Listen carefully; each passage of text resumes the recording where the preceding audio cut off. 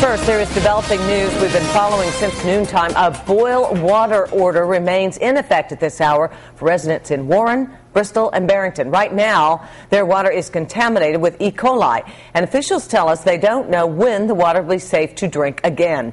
Eyewitness News reporter Alex DePrato has been working on this developing news all day. He joins us live from Warren tonight with more on what he's learned. Alex? Karen, here at the Bristol County Water Authority, they are adding extra chlorine to the water after one sample came back positive for E. coli. What they don't know tonight is how this E. coli may have got into the system in the first place. At Riccotti's in Bristol, coffee and tea are off the menu, and 2 boiling pots of water are on the burner to wash dishes. This is a long process. It makes it a little bit longer to wash dishes. It's not just fill up the sink and go. Now you have to boil the water, put it in here, and, it's just an added extra step. The boil water advisory comes after a sample taken from the Bristol County Water Authority came back positive for E. coli, which is found in human and animal waste.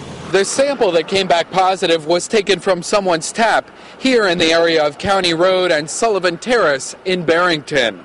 Authorities are urging everyone in Bristol, Barrington, and Warren to boil water for 1 minute and let it cool before using it for drinking, making ice, brushing teeth, food preparation, or bathing infants. What the Water Authority doesn't know is how the E. coli got into the system in the first place. It's unknown, yeah, and usually it's not known. Usually when these things happen, it's not known how this bacteria got in there. Let me tell you something.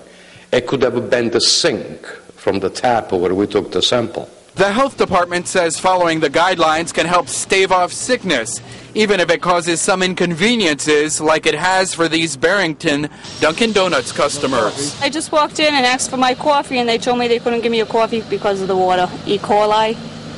So now I got to go to work and I don't have nothing to drink.